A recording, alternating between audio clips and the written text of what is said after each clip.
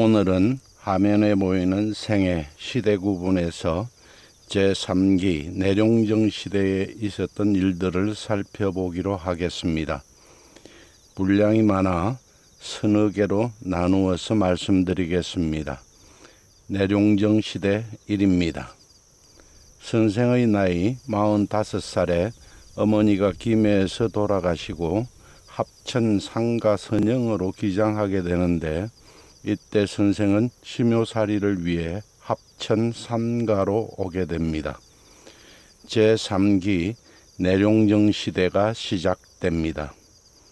46살 때 어머니의 묘가를 세웠습니다. 선생의 부탁으로 규암 송인수 선생이 묘할명을 지었습니다. 47살 때인 1547년 명종 2년 윤원영 일파가 이른바 양재역 벽서 사건을 일으켰습니다. 이때 선생과 절친했던 규암 송인수 선생이 연루되어 사약을 받았습니다. 규암 선생은 남명 선생의 나이 32살 때 대학을 보내준 어머니의 묘가를 지어준 친구였습니다. 남명 선생이 늘 애도하였습니다. 48살 되던 해 2월에 어머니의 상을 마쳤습니다. 아예 거처를 삼가 토동으로 옮겨 이사하였습니다. 삼가 토동에 계부당과 내룡정을 짓고 자신을 더욱 함양하면서 찾아오는 제자들을 가르쳤습니다. 이해 1548년 청향당 이원 선생이 내룡사를 찾았습니다. 함께 학문을 토로하였습니다. 이해 존경하던 친구 안분당 긍규 선생이 세상을 떠났습니다. 안분당 선생은 남명 선생보다 5살 위였습니다. 속가에만 급제한 뒤 벼슬을 마다하고 단성 원당에 살면서 성현의 학문을 독실히 공부하였습니다. 선생은 몸소 안분당의 빈소를 찾아가 곡하고 유가족을 조문하였습니다. 1548년 10월 선생은 전생서 주부로 임명되었으나 나가지 않았습니다. 49살 때인 1549년 명종 4년 8월 가막산 관포연을 유람하였습니다. 함양의 선비 남계 임희무, 박성원 선생 등이 와서 여러 날 모시고 놀았습니다. 임희무 선생은 1558년 명종 13년 35살에 별과 문과에 접제하여 지평, 장룡, 좌우성지를 지내다가 세상이 그릇되자 벼슬을 버리고 고향에 내려와 어버이를 봉양하며 살았습니다. 선생의 문화에서 수학하였습니다. 선생과 매우 가깝게 지낸 옥계 노진 선생과는 이종 사촌간입니다. 가막산 골짜기 물에 함께 목욕하였습니다. 그리고 시를 한 수 지었습니다. 욕천, 냇물에 목욕하고서 전신 40년 전 누, 40년 동안 더럽혀진 몸, 천곡 청년새 진휴, 천섬되는 맑은 못에 싹 씻어버린다. 진토 당능생 오네. 만약 티끌이 오장에 생긴다면 지금 고복 부기류, 지금 당장 배를 쪼개 흐르는 물에 붙여 보내리라. 신살 때 청향당 이원 선생의 명으로 죽각 이광우 선생과 거종형 송당 이강곤 선생이 와서 수학하였습니다. 죽각 선생은 친구 이원 선생의 조카로 덕천서원을 세울 때 수당, 최영경, 각제, 하항 선생 등과 함께 중추적인 역할을 하였습니다. 덕천서원이 임진왜란 때 불타 없어지자 1601년 모촌 이정 창주 하징 선생과 힘을 합쳐 서원을 중건하였습니다. 벼슬에 나가지 아니하고 오직 학문에 정진하였습니다. 송랑 선생은 이원 선생의 아들입니다. 두 사람은 남명 선생에게 공손하게 절하고 청향당 이원 선생의 소개 편지를 꺼냈습니다. 편지를 읽어본 선생은 중용에 나오는 성경, 성도 등의 개념에 대해 물었습니다. 대답이 자세하고도 분명한 것을 보고 그 나이에 자네들의 견해가 이 정도까지 이를 줄은 몰랐네 하시며 칭찬하고서 제자로 받아들였습니다. 이해 1550년 옥동 문익성 선생과 그 두 형 익형, 익명 선생이 함께 내룡사로 찾아와 선생의 제자가 되었습니다. 문익선 선생은 1549년 명종 4년 사마시와 1561년 명종 16년 문과에 급제하여 지평 헌납을 지냈습니다. 태계 선생의 문화에서도 배웠습니다.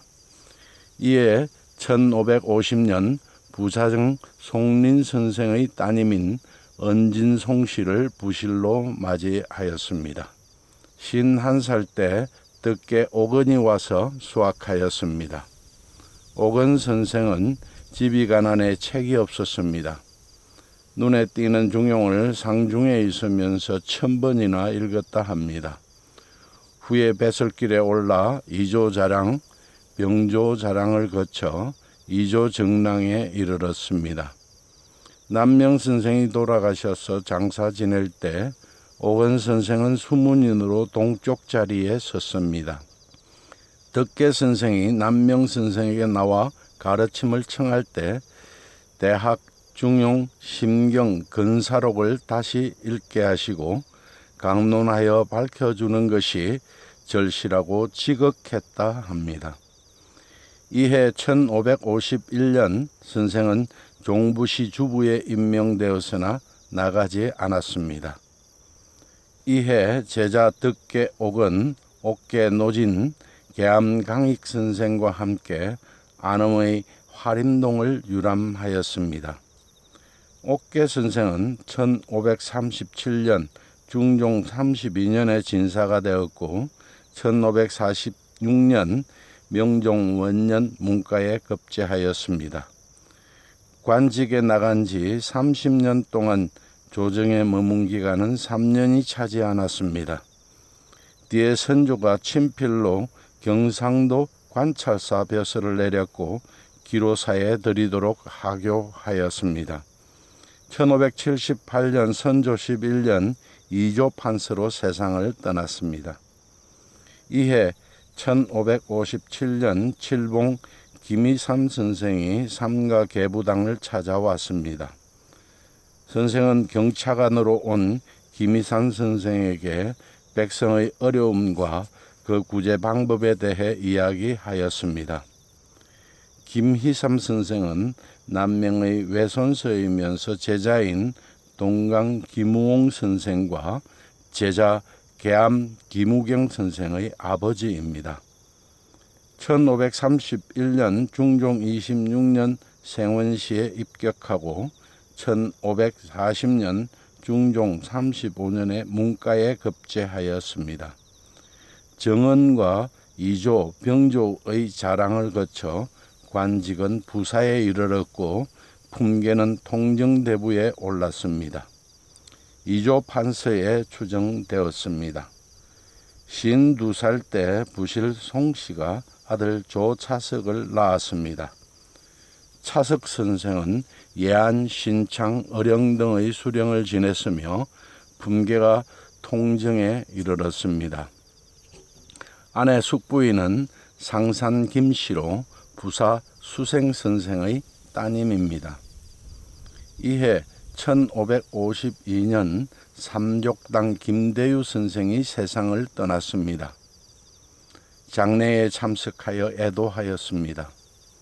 뒤에 선생이 묘갈명을 지었습니다. 삼족당 선생은 친구인 남명 선생이 군색하게 사는 것을 걱정하여 임종 때 직접 자식들에게 문서로 써서 남명 선생에게 매년 몇 석의 곡식을 별도로 보내주라 하였습니다. 자식들이 아버지의 유언을 지켜 선생에게 곡식을 드리려 하였으나 선생은 시를 지어 보이며 이를 받아들이지 않았습니다. 삼족당 유명 세유지율. 삼족당이 유언으로 해마다 보내주라 한 곡식을 사양하며 어광역불수 사마강에게서도 받지 않았나니 차인 유도원, 그 사람이 바로 유도원이라. 소위 호강후, 그래서 호강후는 지사빈 불은 죽을 때까지 가난을 말하지 않았다네. 이해 1552년 청송 성수침 선생이 편지를 보내 선생의 시를 구했습니다. 청송 선생에게 답하는 편지와 함께 시를 지어 보냈습니다. 성수침 선생은 친구 대곡 성운 선생의 사촌 형입니다. 조광조 선생의 문인으로 우계 성운 선생의 아버지입니다. 유일로 후릉 참봉 내사시 주부 예산 현감 등에 임명받았으나 나가지 않았습니다. 이조에서는 인근 고을에 근무하도록 임지를 토산으로 바꾸었다가 다시 적성으로 바꾸어 주었으나 마침 병이 생겨 사언하지 못했습니다. 청송 선생은 1560년 명종 15년에는 조지서 사지로 임명받았으나 나가지 않았습니다. 처가가 있는 파주 우계에서 오직 학문에만 전념하였습니다. 남명 선생과는 어린 시절부터 매우 친하게 지냈으며 늙어서도 변함이 없었습니다. 숙종 때 우의정으로 추정되었습니다. 보낸 시는 하면에 있는 중옥 선생께 드림입니다. 중옥은 성수침 선생의 자입니다. 봉상중옥장, 중옥 어른께 드림. 마지도해, 대마도 바다는 노인지각, 노인성이 뜨는 끝이요. 파지강수, 파주의 강물은 지가지탁, 직녀가 빨래하는 곳이라네. 지자지원, 그대 멀리 떨어져 있어도 이도지우, 그 도를 걱정하는구나. 갈지구호, 언제나 만나볼 수 있을까? 요지몽류, 꿈에서나마 만나 놀았으면. 이해 1552년 선생은 홈 문경퉁 선생의 삼위정에서 호흠 정사룡 선생과 함께 서로 차운하며 시를 세 수씩 지었습니다. 문경춘 선생의 호를 후손들은 삼이라고도 합니다. 문경춘 선생은 1516년 중종 11년 문익공 정광필 선생의 추천으로 구령 만호를 지냈습니다. 이후 기묘사화가 일어나는 것을 보고 다시는 벼슬에 나가지 않고 월여산 아래에 정사를 짓고 도와 의로서 스스로를 수양하였습니다. 정사룡 선생은 일찍이 어령으로 유배온 적이 있었습니다. 벼슬은 판중추 부사에 이르렀습니다. 선생이 삼위정에서 지은 시 세수를 보겠습니다. 차호음 제3위정 운. 호음이 삼위정에서 쓴 시의 운에 따라 순호시남 구실이 다 늙어 매운맛 짠맛 입에 맞지 않으니 종연망세 미망기 세상은 잊었지만 아직 기심은 잊지 못했다네. 백천시막 신유객 깊은 꼴짝이 100번 찾아와도 몸은 오히려 나그네고 반수고당 모니기 높다란 집에서 반쯤 잠들었는데 꿈이 이미 기하도다. 병목천잔춘 인구사 병목당 저문 봄에 사람은 세잔에 젖고 사천미우 수신비 사천가랑비에 냇물이 새로 불었도다. 장군 긍소 복육에 유위에 봉해지는 계책 장량이 하찮게 여겼겠는가. 일개선생 역제사 한낱 스승의 뜻도 여기에 있다네. 또 한 수를 보겠습니다. 다시 한 수. 요학 중내 세월지 요동의 학 다시 왔으니 많은 세월 흘렀고 고정서반 입다시 옛 정자물 서쪽가에 오래도록 서있네. 남명세업 아사몰 남명의 대를 이을릴 석 달 된 아이에 달려있고 여상공명 주길기 강태공의 공명은 한 낚싯대에 있네. 방초기소 유자한 향긋한 푸른 나그네의 하늘 몇 번이나 녹였던가. 고산장흑 개여사 높은 산에서 젊은 여인의 노래를 늘 그리워하였다네. 두류십파 항우엽 황소 옆구리 같은 두류산을 10번 돌아보았으니 정시정록 미허기 분명 전생의 인연이건만 아직 돌아가지 못한다네. 또 한 수를 보겠습니다. 무제 제목 없이 휴 일일 낭미위 이 물가에서 날마다 즐거워 마음 거스리는 일 없는데 사자 담천 미식이 이를 버리고 천리를 말하는 건 기이할 것 못되리. 지리삼장 그방물 지리산 삼장의 거쳐 그를 뜻하고 무의구곡 수입호 무의구곡의 물은 아련하도다.